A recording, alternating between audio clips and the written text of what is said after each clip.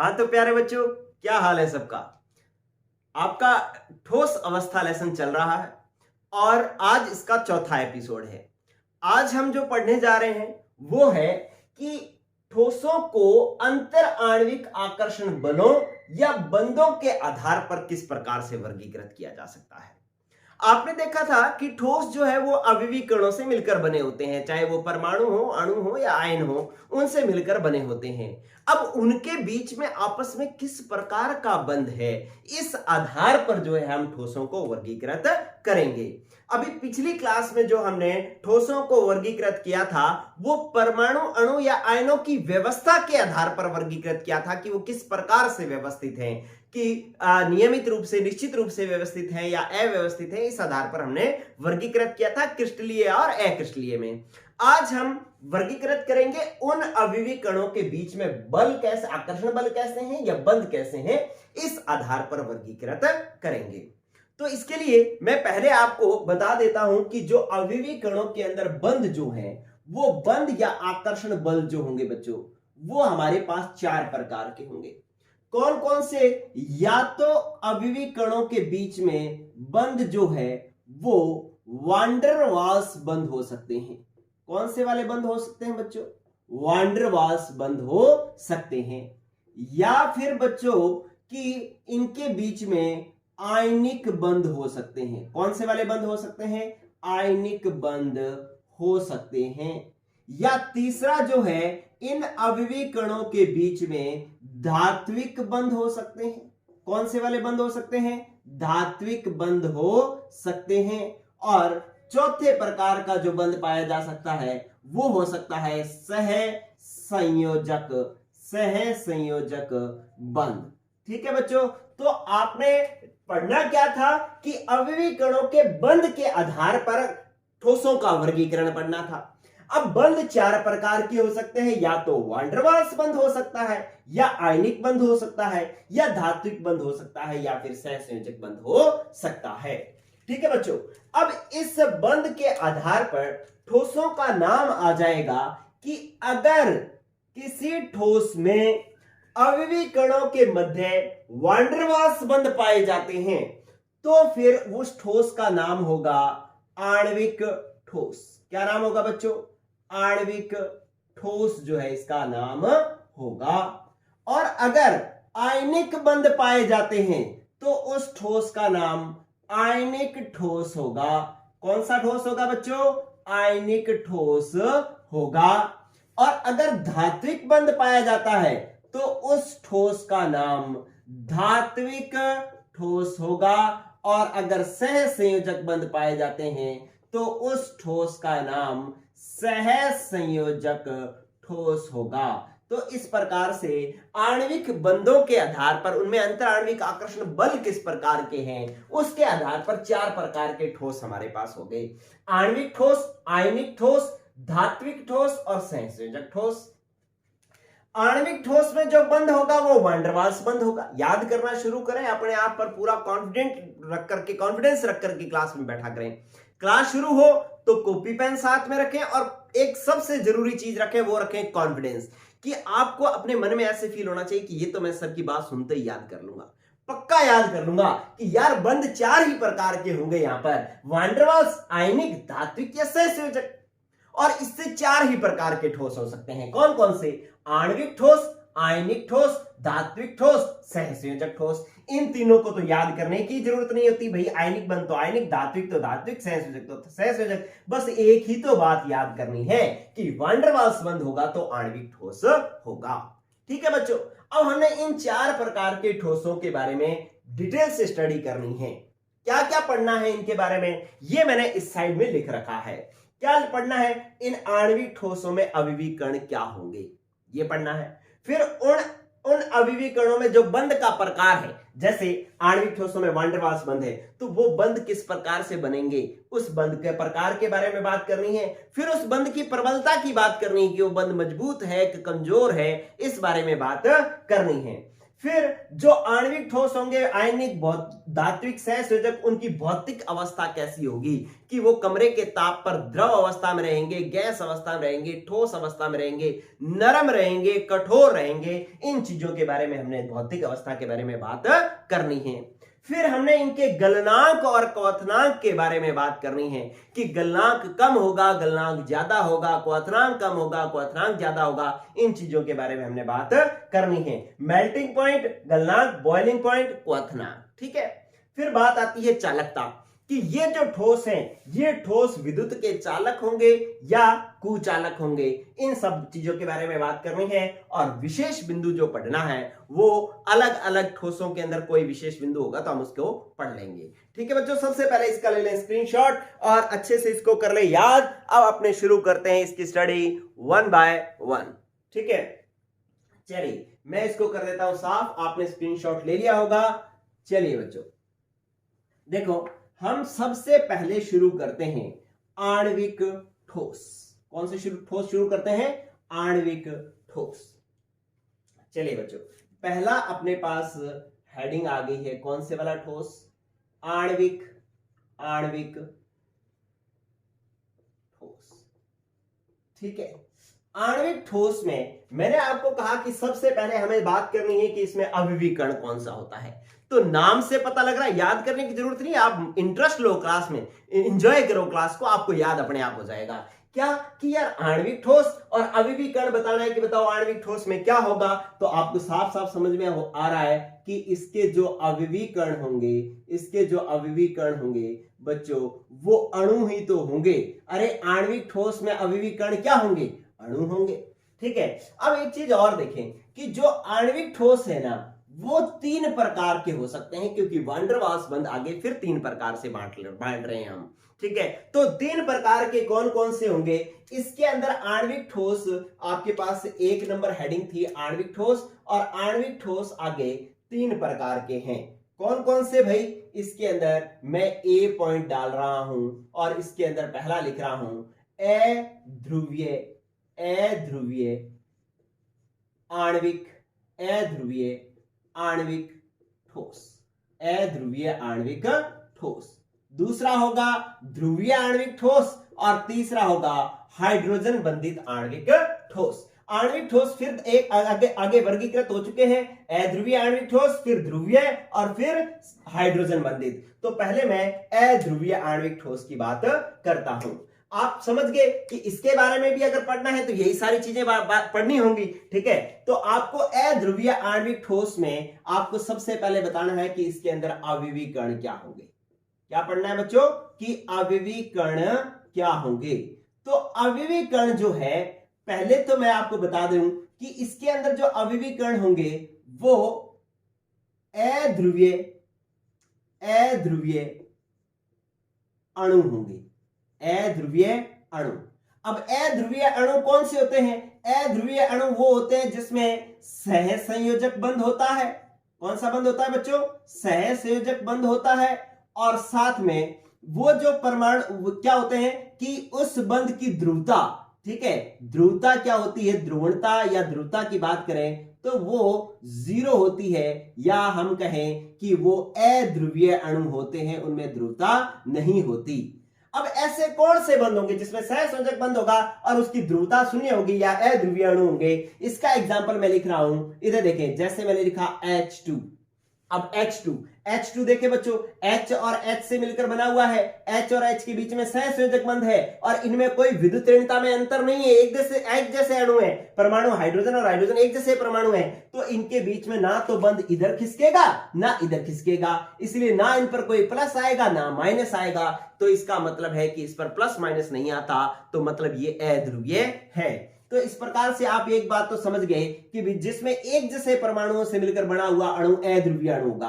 H2, फिर I2, फिर ठीक है और भी चल जाएंगे, जैसे H2, I2, आप कोई भी और भी देख सकते हैं। और एक विशेष एग्जांपल मैं आपको बता रहा हूं, जैसे मैंने लिखा CO2, ये स्पेशल एग्जांपल है। और एग्जांपल एक देख लिखेंगे मैं लिखा CCl4। अब C जैसे H2, I2 इस प्रकार के जो ठोस हैं, Br2 है ना, वो तो जो ठोस हैं वो तो आपके पास अध्रुवीय अणु होंगे ही होंगे। इसके अलावा CO2 अब अलग अलग परमाणु है फिर भी ये अध्रुवीय है। क्यों? क्योंकि आप 11वीं की बात याद करो बच्चों कि CO2 की संरचना इस प्रकार से होती थी, C double bond O, C double bond O।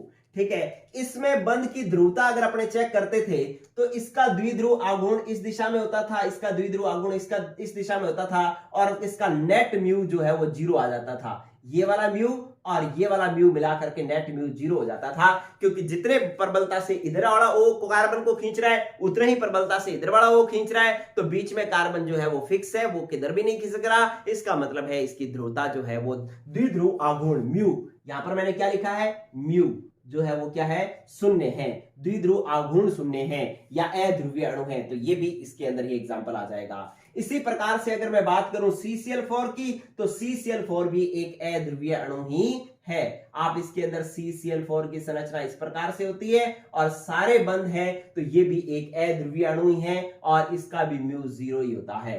तो इसका मतलब अविवीकरण अध्रुवीय अणु हो सकते हैं H2, I2, CO2, ठीक है, CCl4, ये इसके एग्जाम्पल हो सकते हैं। अच्छा, अब मैं एक ना स्टार डाल करके पॉइंट लिख रहा हूं, स्टार डाल करके, क्या कि इसके अलावा आणविक ठोस का एग्जाम्पल है अध्रुवीय आणविक ठोस और इसके अविवीकरण अणु ही होने चाहिए, अविवीकरण अणु ही होने चाहिए। लेकिन स्पेशल पॉइंट बोल रहा हूं मैं बच्चों, कुछ जो है अक्रिय गैस के परमाणु भी इसके एग्जाम्पल होते हैं, अक्रिय गैस के परमाणु भी इसके एग्जाम्पल होते हैं। अक्रिय गैस के परमाणु जैसे हीलियम, ठीक है, जैसे आर्गन, ठीक है, ये भी इसके एग्जाम्पल है। अक्रिय गैस के परमाणु भी अध्रुवीय आणविक ठोस का एक ठोस के एग्जाम्पल है। तो ये बात आपको विशेष ध्यान रखनी है, कहीं आप ऐसे मत सोच लेना कि ये तो परमाणु है, हीलियम एक परमाणु है, आर्गन एक परमाणु है, तो ये तो आणविक ठोस का एग्जाम्पल हो ही नहीं सकता। नहीं, ये ध्यान रख लेना, क्योंकि ये अध्रुवीय है, अध्रुवीय होने के कारण इनको अध्रुवीय आणविक ठोस में इनको लिया जाता है।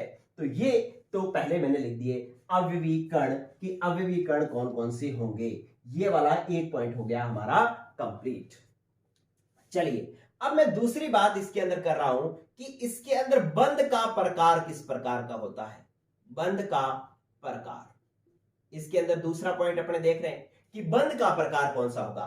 तो बच्चों, अध्रुवीय आणविक ठोस में जो बंध होता है उसका नाम याद करो, वान डेर वाल्स बंध का प्रकार है ये एक, इसका नाम होता है परिक्षेपण बल, परिक्षेपण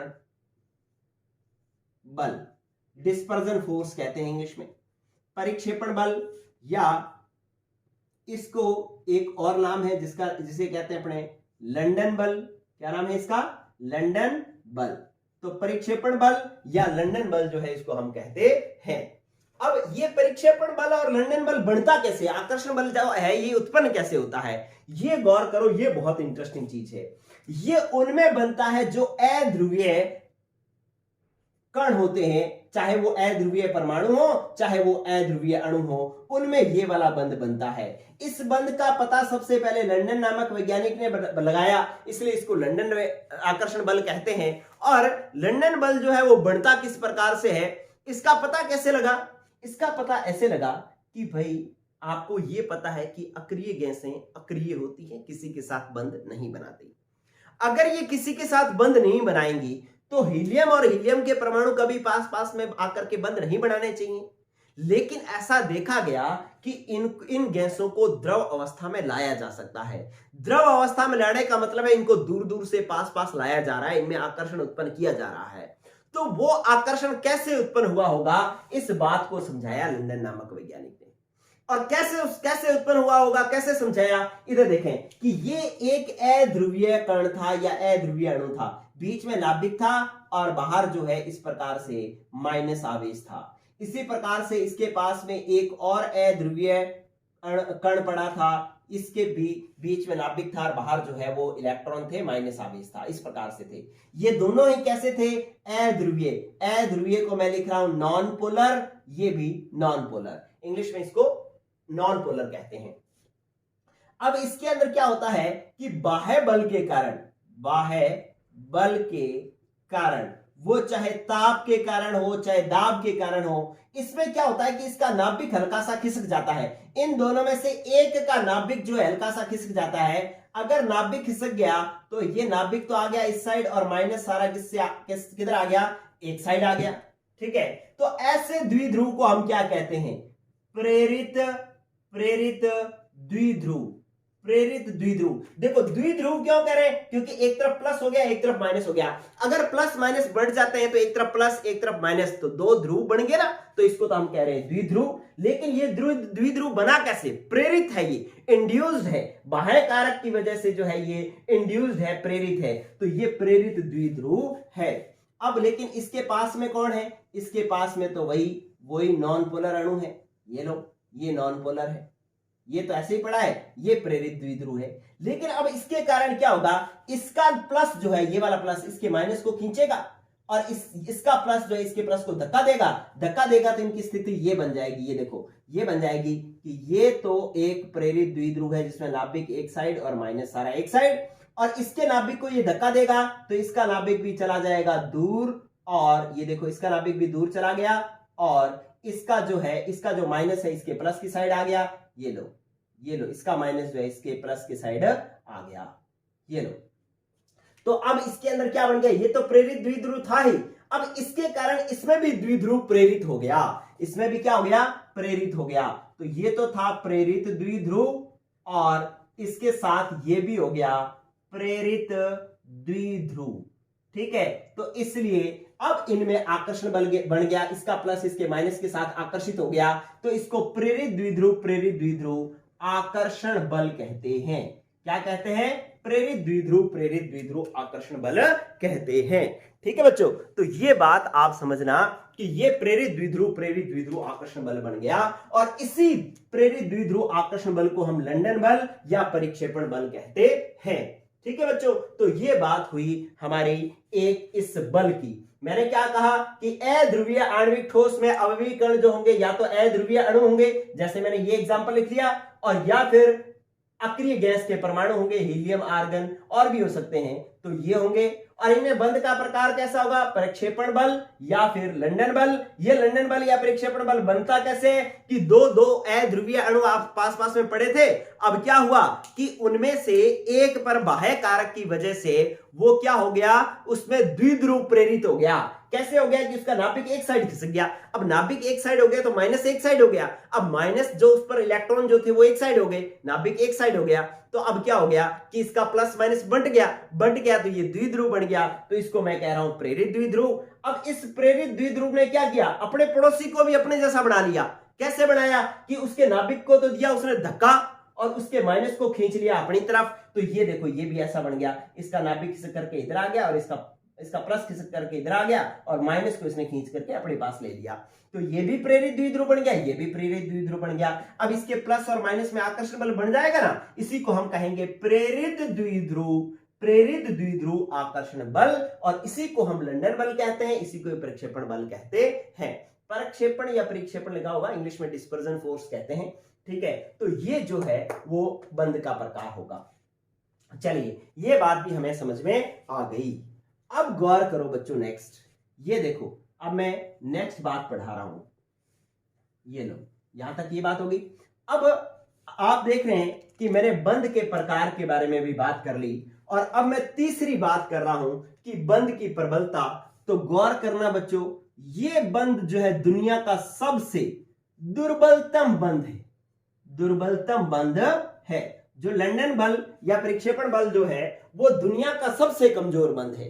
अब सबसे कमजोर बंध होगा तो आप समझ पा रहे हैं कि अगर बंध सबसे कमजोर होगा तो इसकी भौतिक अवस्था जो है, भौतिक अवस्था ये क्या होगी कि ये कमरे के ताप पर, जो इस प्रकार के ठोस हैं, ये कमरे के ताप व दाब पर, कमरे के ताप व दाब पर या तो ये गैस अवस्था में होंगे या फिर गैस या द्रव अवस्था में होंगे, क्योंकि इनमें आपस में बंध बहुत ही कमजोर है, तो ये ठोस अवस्था में नहीं आते। नाम इनका ठोस है लेकिन ये ठोस अवस्था में नहीं आते, ये कमरे के ताप आते हैं लेकिन कमरे के ताप और दाब पर ये गैस या द्रव अवस्था में ही रहते हैं। ठीक है बच्चों, तो भौतिक अवस्था कैसी होगी कि ये कमरे के ताप पर गैस या द्रव अवस्था में होते हैं। और एक चीज और लिख लेना कि ये नरम होते हैं। नरम तो होंगे ही भाई, बंद कमजोर है तो। ठीक है, तो ये चौथा पॉइंट भी हो गया। अब बात करते हैं पांचवें पॉइंट की कि इसके गलनांक और क्वथनांक कैसे होंगे। बच्चों अगर बंद बिल्कुल ही कमजोर है, अगर बंद कमजोर तो गलनांक क्वथनांक कम, अगर बंद मजबूत तो गलनांक क्वथनांक ज्यादा। ठीक है, तो अब आप समझ गए कि इसका गलनांक क्वथनांक जो है वो क्या होगा, मेल्टिंग पॉइंट और बॉइलिंग पॉइंट जो है इनके न्यूनतम होते हैं, बहुत ही कम होते हैं। ठीक है बच्चों, तो ये बात भी आप समझ गए। अब ये पॉइंट भी हो गया, मेल्टिंग पॉइंट वाला भी हो गया। अब बात आती है चालकता की। क्या बात आती है, चालकता की।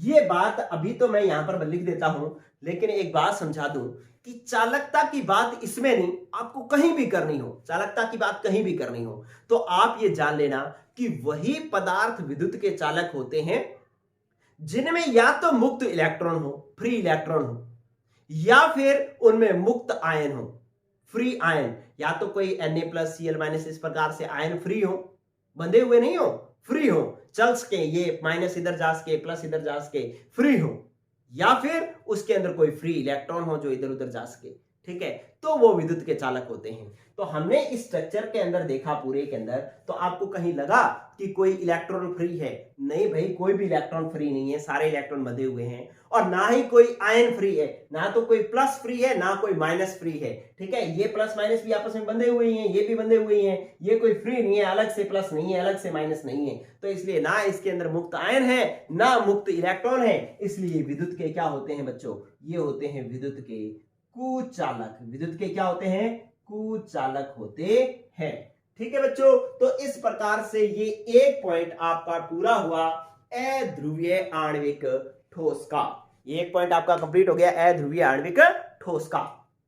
चलिए, तो अध्रुवीय आणविक ठोस एक बार दोबारा बोल दूं, क्या था कि जिसके अंदर अध्रुवीय आणविक ठोस, तो नाम से समझ में आ गया कि अविवीकरण अध्रुवीय अणु होंगे। अब अध्रुवीय अणु H2 I2, ये तो समझ में आ रहा है कि भाई ऐसे परमाणु, ऐसे अणु जो समान परमाणुओं से मिलकर बने हुए हैं वो तो अध्रुवीय अणु होंगे ही होंगे। लेकिन इसके अलावा जिनका म्यू 0 होता है, द्विध्रुव आघूर्ण जिनका 0 होता है, जैसे CO2, CCl4, इनको भी अपने अध्रुवीय अणुओं में ही लेते हैं और ये भी अध्रुवीय आणविक ठोस के ही अविवीकरण होते हैं।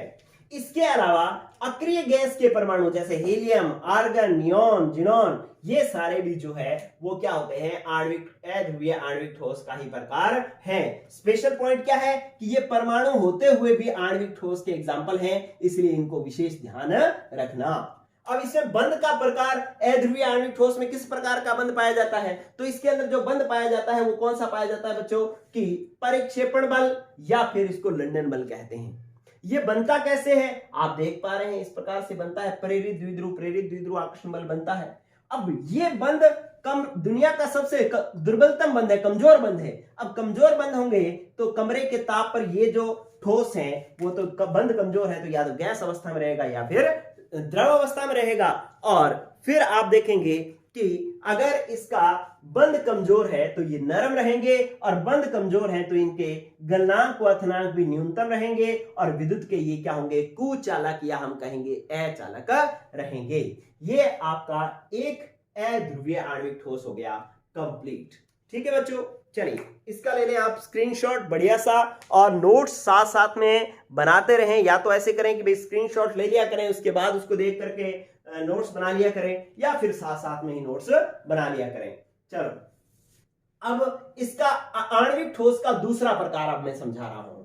दूसरे प्रकार का नाम है ध्रुवीय आणविक ठोस। क्या होगा, ध्रुवीय आणविक ठोस।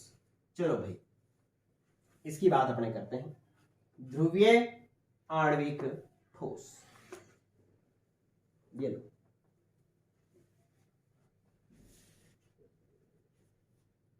बी पॉइंट आ गया इसका, ध्रुवीय आणविक ठोस।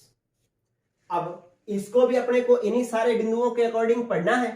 तो सबसे पहला पॉइंट, पहले तो मुझे बच्चों ये बताओ कि अध्रुवीय आणविक ठोस आपको याद हो गया क्या?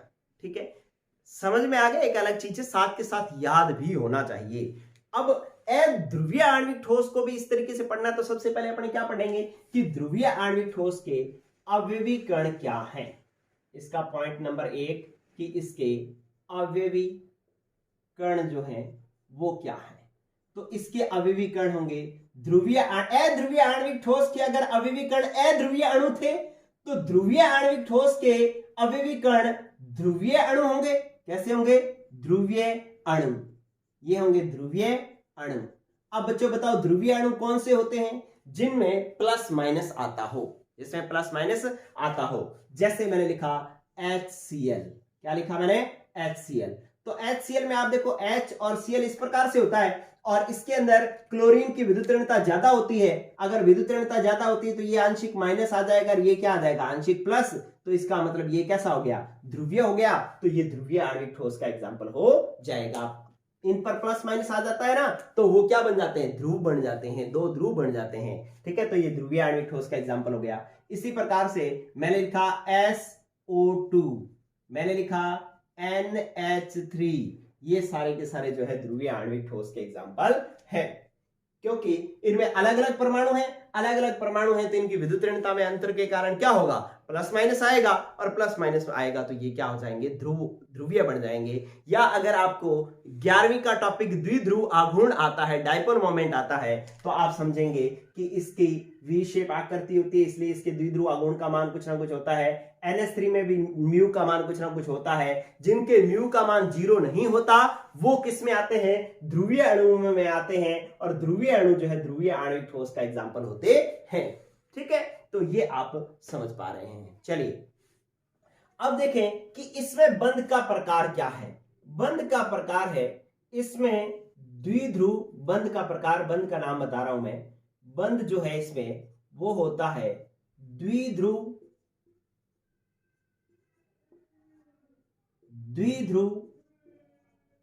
आकर्षण बल होता है। द्विध्रुव आकर्षण बल होता है। ठीक है बच्चों, तो इसके अंदर किस प्रकार का आकर्षण बल होता है? द्विध्रुव आकर्षण बल होता है। फिर आप इसके अंदर तीसरी बात सीखेंगे कि ये बंध कैसा होता है। ये जो बंध है ना वो लंदन बल से मजबूत होता है। वैसे तो ये दुर्बल बंध है, द्विध्रुव आकर्षण बल भी कैसा है? दुर्बल बंध है, लेकिन ये लंदन बंध से कमजोर है, सॉरी मजबूत है। ये बना कैसे? ये बना इस प्रकार से, देखो HCl ये मैंने बनाया H और ये मैंने बनाया Cl। ठीक है, और ये एक अणु है, ये लो ये एक अणु है। और कैसा अणु है? द्विध्रुवीय अणु है। कैसे पता लगा कि इसके अंदर Cl की विद्युत ऋणता ज्यादा, इसलिए ये तो क्या होगा? आंशिक माइनस, और ये क्या होगा? आंशिक प्लस। अब इसके अंदर दूसरा जो इसके साथ HCl का अणु होगा ना वो इसके साथ इस प्रकार से व्यवस्थित हो जाएगा। ऐसे ये लो इस प्रकार से व्यवस्थित हो जाएगा कि इसका प्लस के सामने दूसरे का माइनस आ जाएगा और पहले वाले के माइनस के सामने पहले दूसरे का प्लस आ जाएगा। अब इसके अंदर अगर द्विध्रुव देखो तो कैसे बनेगा? Cl की विद्युत ऋणता ज्यादा तो इस पर आ जाएगा आंशिक माइनस और इस पर आ जाएगा आंशिक प्लस। तो आप देखें कि ये क्या है? एक द्विध्रुव, इसका नाम क्या होगा? ये प्लस माइनस बन रहा है तो इसका नाम क्या हो जाएगा? द्विध्रुव। और ये भी क्या है? द्विध्रुव है। और ये किसी से प्रेरित नहीं है, ये पहले से ही है, विद्युत ऋणता में अंतर के कारण ये है। ठीक है, तो अब इन द्विध्रुवों में आकर्षण बल इसका प्लस इसके माइनस से आकर्षित होगा तो यहां पर आकर्षण बल बनेगा और यहां पर आकर्षण बल बनेगा। ठीक है, तो और इस आकर्षण बल को अपने क्या कहेंगे? द्विध्रुव आकर्षण बल। तो ये जो है आकर्षण बल इसके अंदर पाया जाता है। ठीक है, ध्रुवीय आणविक ठोस में अवयवी कण ध्रुवीय अणु और बंध जो है द्विध्रुव आकर्षण बल पाया जाता है। और ये बंध बन कैसे रहा है वो मैंने आपको समझा दिया। चलिए बच्चों, अब इसका जो तीसरा पॉइंट आपने लिखना है ना, तीसरा पॉइंट क्या लिखना है कि ये बंध जो है वैसे तो दुर्बल बंध है। कैसा बंध है? दुर्बल बंध होता है। दुर्बल बंध होता है। अगर ये दुर्बल बंध है, लेकिन एक चीज ये ध्यान रखना, ये दुर्बल बंध है लेकिन परंतु लंदन बल से क्या होता है? लंदन बल से परबल होता है। लंदन बल से परबल होता है। ठीक है, ये बात आपको ध्यान रखनी है क्योंकि सबसे कमजोर तो लंदन बल ही है, प्रक्षेपण बल ही है, या प्रेरित द्विध्रुव आकर्षण बल सबसे कमजोर है और द्विध्रुव आकर्षण बल उससे मजबूत है। ठीक है, तो ये बात भी हमने तीसरा पॉइंट भी पढ़ लिया। चलिए, अगर ये बातें हो गई तो चौथा पॉइंट आ जाएगा क्या कह रहा है कि भौतिक अवस्था। अरे भौतिक अवस्था कैसी होगी? भौतिक अवस्था तो बच्चों आप समझ गए कि कमरे के ताप व दाब पर, कमरे के ताप व दाब पर ये कैसे होंगे? या तो द्रव होंगे या फिर गैस होंगे, या तो द्रव होंगे या फिर कैसे होंगे? गैस होंगे। ठीक है, क्योंकि मैंने आपको क्या बताया कि ये बंध कैसा है? दुर्बल बंध ही है। ठीक है, बंध कैसा है? दुर्बल बंध ही है, इसलिए ये भी कमरे के ताप पर द्रव और गैस ही होंगे। और अध्रुवीय आणविक ठोस भी तो क्या थे? कमरे के ताप पर क्या थे? द्रव या गैस ही तो थे। ठीक है, तो ये भी द्रव और गैस ही होंगे। फिर आप देखेंगे पांचवा पॉइंट। ठीक है, एक ये बंध कमजोर है तो ये कैसे होंगे? नरम भी होंगे। चलिए अब पांचवा पॉइंट कि इनका गलनांक क्वथनांक। अरे भाई बंध दुर्बल है तो गलनांक क्वथनांक क्या होगा? कम होगा। ठीक है, इनका मेल्टिंग पॉइंट और बॉइलिंग पॉइंट भी क्या होगा? कम होगा। परंतु ये देखो, परंतु अब क्या हुआ? क्योंकि जो लंदन बल से या प्रेरित द्विध्रुव आकर्षण बल से ये बंध मजबूत होते हैं, इसलिए इनका गलनांक क्वथनांक, मेल्टिंग पॉइंट, बॉइलिंग पॉइंट जो है वो अध्रुवीय आणविक ठोसों से अधिक होता है। अध्रुवीय आणविक ठोसों से क्या होता है बच्चों? अधिक होता है। ठीक है, तो ये बात आपको समझनी है। क्यों? क्योंकि ये बंध मजबूत होता है। अगर आपसे कोई प्रश्न पूछ ले कि भाई ध्रुवीय आणविक ठोसों का गलनांक क्वथनांक अध्रुवीय आणविक ठोसों से ज्यादा होता है, क्यों? तो आप कहेंगे क्योंकि ये बंध जो है वो प्रेरित द्विध्रुव आकर्षण बल से मजबूत होता है, इसलिए जो है इसका गलनांक क्वथनांक जो है ज्यादा होता है। क्लियर बच्चों? ठीक है, तो अब आपको ये तो पता लग गया कि जिसका बंध मजबूत उसका गलनांक क्वथनांक ज्यादा। चलिए अब अपने बात करते हैं छठे पॉइंट की कि चालकता की बात अगर अपने करते हैं तो आपको मैंने बताया कि मुक्त आयन या मुक्त इलेक्ट्रॉन होने चाहिए चालक होने के लिए। इसके अंदर देखो कई मुक्त आयन है। अरे ये H, पहली बात तो ये पूरा आयन नहीं है, आंशिक आयन है, और वो भी Cl से बंधा हुआ है। ठीक है, तो इस प्रकार से इसके अंदर भी कोई मुक्त आयन या मुक्त इलेक्ट्रॉन नहीं होते, तो ये भी विद्युत का क्या होता है? विद्युत के होते हैं, कुचालक, या इसको हम अचालक भी कह देते हैं, अचालक होते हैं। अगर पूछ लिया जाए क्यों? क्योंकि इसके अंदर मुक्त आयन या मुक्त इलेक्ट्रॉन नहीं पाए जाते। ठीक है बच्चों, तो अगर मुक्त आयन और मुक्त इलेक्ट्रॉन नहीं पाए जाते तो इसलिए ये विद्युत के क्या होते हैं? कुचालक होते हैं। ठीक है बच्चों, तो ये भी आपके पास एक अध्रुवीय आणविक ठोस हो गया है कंप्लीट। इसका ले लो आप स्क्रीनशॉट। और फिर नेक्स्ट चलते हैं अपने हाइड्रोजन बंधित आणविक ठोस के बारे में। ठीक है, चलिए इधर देखें। नेक्स्ट साफ कर रहा हूं मैं। तीसरा ध्रुवीय आणविक ठोस का तीसरा प्रकार मैं बात पढ़ा रहा हूं कि हाइड्रोजन बंधित आणविक ठोस।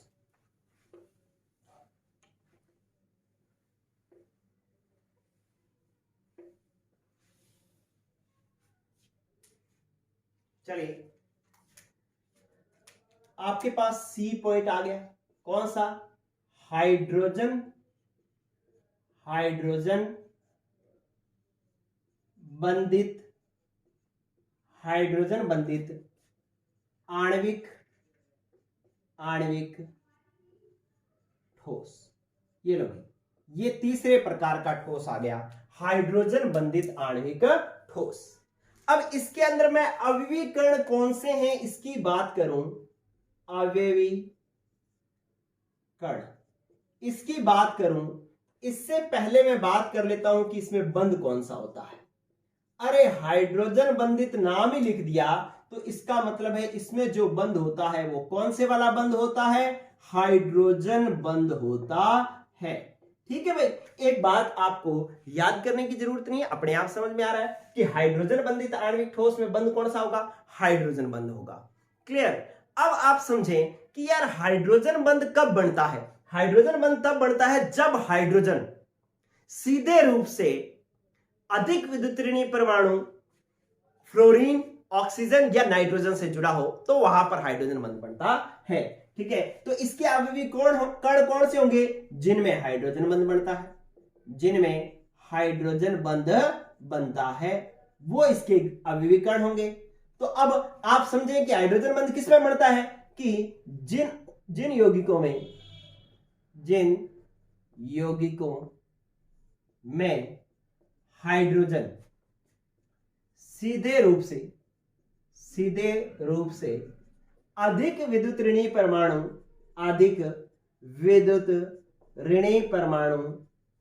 ऋणी परमाणु जैसे फ्लोरीन या ऑक्सीजन या नाइट्रोजन से बंधा हो, उनमें जो है हाइड्रोजन बंध बनते हैं। और हाइड्रोजन बंध बनेंगे तो ये हाइड्रोजन बंधित आणविक ठोस के उदाहरण हो जाएंगे। और इसका उदाहरण हो जाएगा जैसे मैंने लिखा H2O। अब देखो ऑक्सीजन से हाइड्रोजन सीधे रूप से जुड़ी हुई है, ठीक है। और जैसे इस कौन सा ठोस, बर्फ, ठीक है।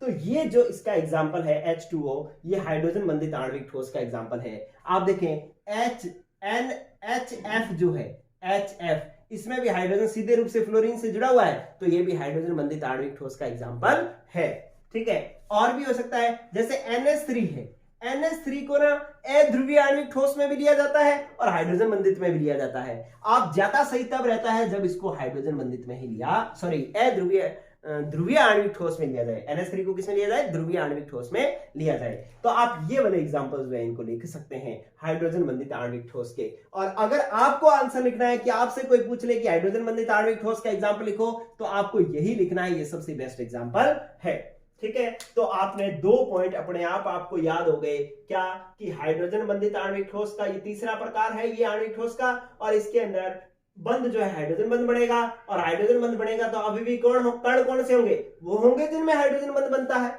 अब हाइड्रोजन बंध किन में बनता है, जिन यौगिकों में हाइड्रोजन सीधे रूप से विद्युत ऋणी परमाणु फ्लोरीन, ऑक्सीजन या नाइट्रोजन से बंधा हो, जैसे H2O, HF, ठीक है। तो ये जो है आपके पास C पॉइंट हो गया।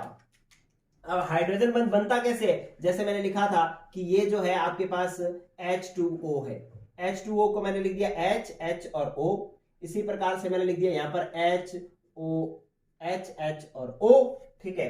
तो अब इसमें बंध कैसे बनता है कि यहां पर जो ऑक्सीजन है, ऑक्सीजन की विद्युत ऋणता ज्यादा होती है, तो यहां पर आ जाता है आंशिक माइनस और यहां पर आ जाता है आंशिक प्लस। इसी प्रकार से यहां पर आ जाता है आंशिक माइनस और यहां पर आ जाता है आंशिक प्लस। तो इसका माइनस इसके प्लस को आकर्षित करता है और यहां पर एक आकर्षण बंध बन जाता है। इसी आकर्षण बल को हम हाइड्रोजन बंध कहते हैं, ठीक है। तो यूं हाइड्रोजन बंध बनता है। चलिए अब तीसरा पॉइंट जो है, आपने 11th में हाइड्रोजन बंध को पढ़ा होगा और देख लेंगे। तीसरा पॉइंट जो है वो हाइड्रोजन बंध की प्रबलता कैसी होती है। तो वैन डर वाल्स बंध से ये प्रबल होता है, ठीक है। वैसे तो ये भी कमजोर है, लेकिन ये बंध जो है किससे, ध्रुवीय से और अध्रुवीय, मतलब एक तो प्रेरित द्विध्रुव आकर्षण बल पाया गया था जिसका नाम क्या था, लंदन बल। क्या था, लंदन बल।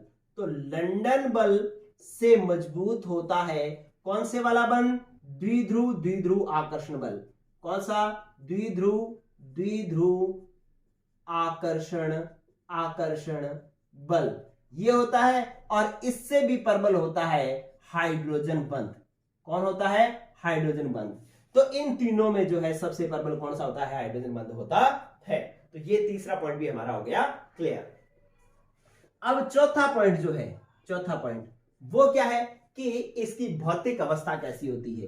तो भौतिक अवस्था तो बच्चों ये भी एक प्रकार का वैसे तो दुर्बल बंध ही है, तो ये भी कमरे के ताप पर जो है, कमरे के ताप पर जो है वो क्या रहते हैं, या तो गैस अवस्था में रहते हैं या फिर द्रव अवस्था में रहते हैं। कमरे के ताप व दाब पर क्या होते हैं, कमरे के ताप व दाब पर जो है वो या तो गैस अवस्था में रहते हैं या द्रव अवस्था में रहते हैं। और ये भी कैसे होते हैं, नरम होते हैं। इनको ठोस में बदला जा सकता है अगर ताप कम कर दिया जाए तो, जैसे H2O है। अब H2O को ठंडा करते हैं तो वो बर्फ में बदल जाता है, ठीक है। वो ठोस अवस्था में आ तो जाता है, लेकिन कमरे के ताप पर या तो वो द्रव में रहता है या फिर वो गैस में रहता है। और ये भी कैसे होते हैं, नरम ही होते हैं। तो अब तक ये वाली बात तो सब में सेम ही चली है। लेकिन अब बात करते हैं अपने पांचवें पॉइंट की, कि गलनांक क्वथनांक, मेल्टिंग पॉइंट और बॉइलिंग पॉइंट। अरे मेल्टिंग पॉइंट और बॉइलिंग पॉइंट की बात करेंगे तो क्या होगा कि वैसे तो इसका मेल्टिंग पॉइंट बॉइलिंग पॉइंट जो अध्रुवीय आणविक ठोस से थे उनसे भी ज्यादा होता है, ध्रुवीय आणविक ठोसों से भी ज्यादा होता है, और हाइड्रोजन बंध जो है ये तो खुद है ही, तो हाइड्रोजन बंध वालों का जो गलनांक क्वथनांक है इन दोनों से क्या होता है, ज्यादा होता है। क्यों? क्योंकि इन दोनों से हाइड्रोजन बंध जो है वो क्या होता है, प्रबल होता है।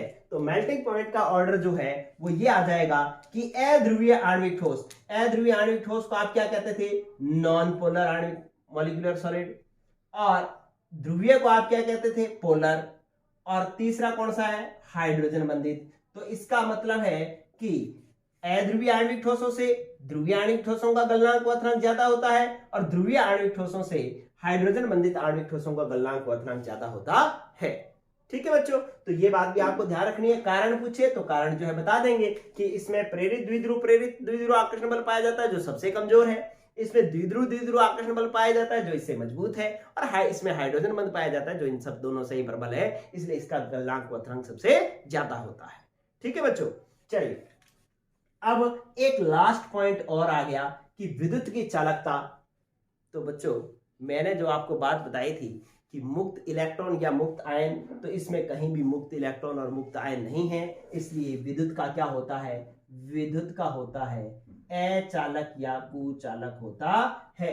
तो आपको जानकर के मतलब आश्चर्य होगा कि पानी जो है, आसुत जल, शुद्ध जल जो है वो क्या होता है, आसुत जल विद्युत का कुचालक होता है। आसुत जल में करंट नहीं आता, क्यों? क्योंकि उसके अंदर मुक्त इलेक्ट्रॉन या मुक्त आयन नहीं होते। लेकिन अगर जैसे उसमें कोई लवण डाल दिया, NaCl डाल दिया, नींबू डाल दिया, कुछ भी लवण डाल दिया या कोई विद्युत अपघट्य डाल दिया, तो उसके अंदर आयन उत्पन्न हो जाएंगे, और आयन उत्पन्न हो जाएंगे तो वो विद्युत का चालक बन जाएगा। लेकिन आसुत जल जो है वो विद्युत का क्या होता है, कुचालक ही होता है। ठीक है बच्चों, तो इस प्रकार से हमने आणविक ठोस जो है वो हमने इस एपिसोड में कर लिए हैं कंप्लीट। अब इसके अंदर जो क्वेश्चन पूछे जाते हैं इसका पहले स्क्रीनशॉट ले लो, फिर मैं आपको एक दो क्वेश्चन पूछता हूं इससे, वो आपको कमेंट बॉक्स में आंसर देने होंगे। मैं साफ कर दूं इसको।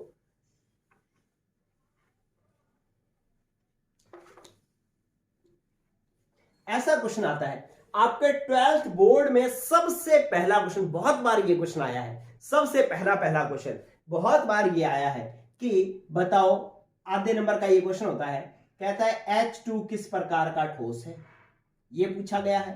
आपको I2 पूछा गया है किस प्रकार का ठोस है, SO2 पूछा गया है कि किस प्रकार का ठोस है। ठीक है, तो ये जो है आपसे पूछे जाते हैं कि H2 किस प्रकार का ठोस है, I2, SO2, H2O ये किस प्रकार के ठोस हैं। तो आपको इन चारों के उत्तर मुझे बताने हैं। ये मैं लिख देता हूं A, ये लिख देता हूं B, ये लिख देता हूं C, ये लिख देता हूं D। तो आपको बताने हैं कि H2 किस प्रकार का ठोस है, I2 किस प्रकार का ठोस है, SO2 और H2O, इनके ठोसों के प्रकार बताने हैं, और जो है कमेंट बॉक्स में आंसर देना है। ठीक है बच्चों, तो आज की ये क्लास रखते हैं इतनी। अब अपने अगले एपिसोड में अब जो बाकी बचे हैं, आयनिक ठोस बचे हैं, धात्विक ठोस बचे हैं, सहसंयोजक ठोस बचे हैं, इनकी करेंगे स्टडी। आज के लिए इतना ही, पढ़ते रहें, गुड लक, गुड बाय। लेकिन अगला एपिसोड में आज ही अपलोड करूंगा। Okay, good bye.